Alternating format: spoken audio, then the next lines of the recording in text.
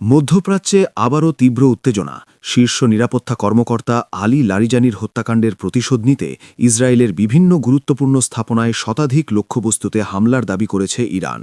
সামরিক সংঘাতের পাশাপাশি পরিস্থিতি এখন রূপ নিচ্ছে বড় অর্থনৈতিক ও কৌশলগত সংকটে।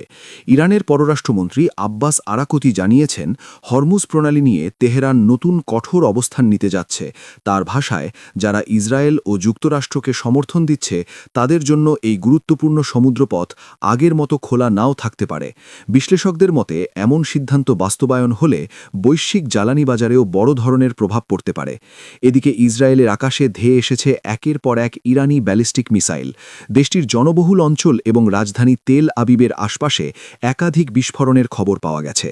ইরানের বিপ্লবী গার্ড বাহিনী দাবি করেছে, লারিজানির হত্যার প্রতিশোধ হিসেবে ইসরায়েলের শতাধিক সামরিক ও নিরাপত্তা স্থাপনায় আঘাত হানা হয়েছে।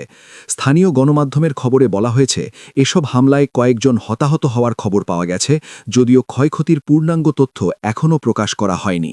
অন্যদিকে আন্তর্জাতিক আণবিক শক্তি সংস্থা জানিয়েছে, ইরানের বুশেহর পারমাণবিক বিদ্যুৎ কেন্দ্রের প্রাঙ্গণে একটি প্রজেক্টাইল আঘাত হেনেছে, তবে এতে কোনো তেজস্ক্রিয়তা ছড়ায়নি বলে জানানো হয়েছে। সম্ভাব্য পারমাণবিক ঝুঁকি এড়াতে সংশ্লিষ্ট সব পক্ষকে সর্বোচ্চ সংযম দেখানোর আহ্বান জানিয়েছে সংস্থাটি। এদিকে সংঘাতের প্রভাব ছড়িয়ে পড়েছে পুরো উপসাগরীয় অঞ্চলে। সৌদি আরব জানিয়েছে, তাদের প্রতিরক্ষা ব্যবস্থা একটি ব্যালিস্টিক মিসাইল ভূপাতিত করেছে। একই ধরনের হুমকির কথা জানিয়েছে সংযুক্ত আরব আমিরাতও।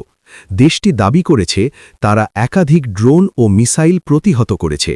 উত্তেজনাপূর্ণ এই পরিস্থিতিতে আঞ্চলিক নিরাপত্তা নিয়ে উদ্বেগ বাড়ছে।